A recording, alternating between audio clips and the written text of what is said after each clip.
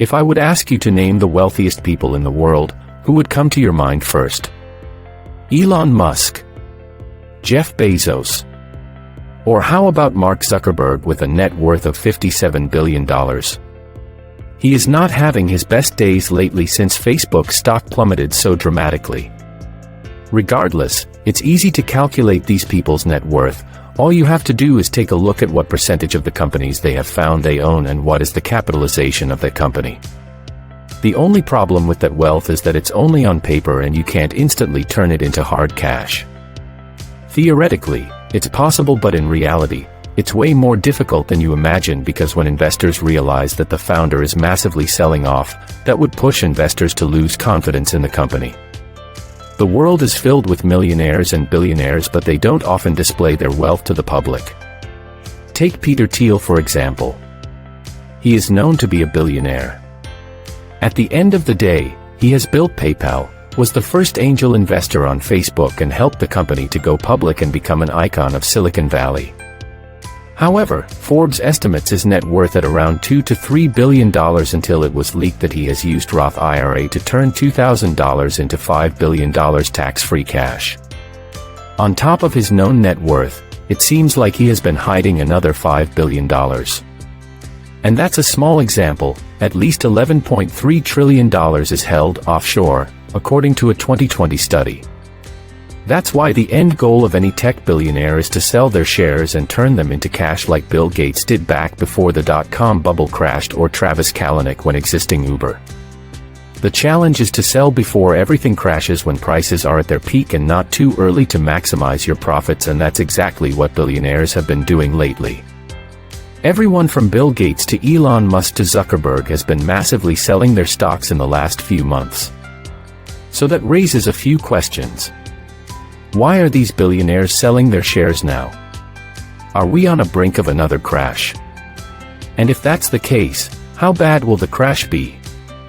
We will answer all of these questions and many more. Hello viewers.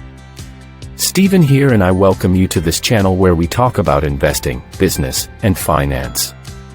If you are new here, welcome, and why not hit that subscribe button and join our community. And as always guys, give this video a thumbs up for that YouTube algorithm. Now, let's get into it. Unlike other tech billionaires, Bill Gates' wealth isn't just on paper. He can turn his $123 billion fortune into cash much faster than other billionaires like Jeff Bezos or Elon Musk or Mark Zuckerberg. Most people think that Gates' net worth comes from Microsoft, which is not true.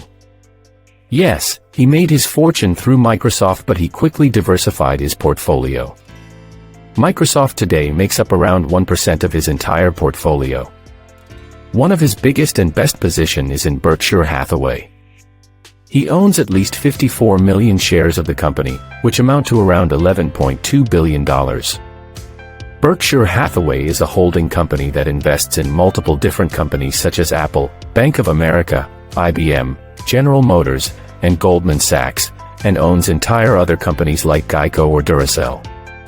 Gates also owns 18.6 million shares of Waste Management, Inc., which amounts to around $2 billion. But recent reports show that Bill Gates sold about $940 million of Canadian National Railway Company shares, trimming one of the largest holdings of the investment firm that controls his $117 billion personal fortune.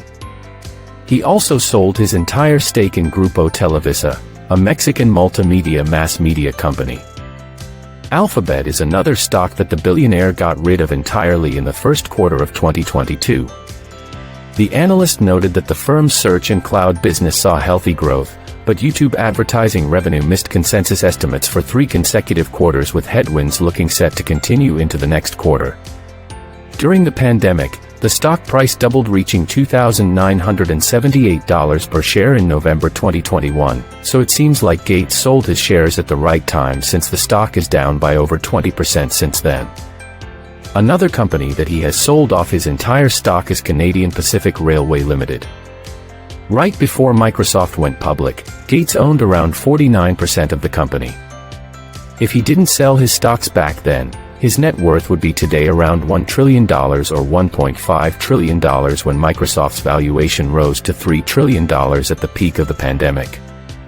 But he chose to sell his Microsoft shares to invest in more stable assets such as land, railways, and real estate. Who could have predicted that Microsoft will be so successful? He is not alone in those who have been selling off their stocks lately. The pandemic was one of the greatest periods for tech stocks ever, and Bill Gates predicted the pandemic 5 years before it happened when he mentioned in an interview with Fox that a global pandemic is the greatest danger humanity is facing. So he has definitely predicted how governments will most likely react in such circumstances and prepared himself to get the best advantage out of the pandemic. According to whalewisdom.com, first quarter Form 13F filings showed that investors sold almost 3 times as many shares as they bought. Mark Zuckerberg sold Meta Platforms Incorporated stock almost every weekday during the entire year of 2021. In 2021, Page has sold around $1.8 billion in stock of Google parent Alphabet Incorporated and Brin around $1.7 billion. It was the first time either had sold shares since 2017. Jeff Bezos, the world's second richest person, has sold more than $9 billion in Amazon stock. Elon Musk, world's richest person, sold around $12.7 billion worth of Tesla shares. He even tweeted a poll on whether he should diversify his portfolio or not.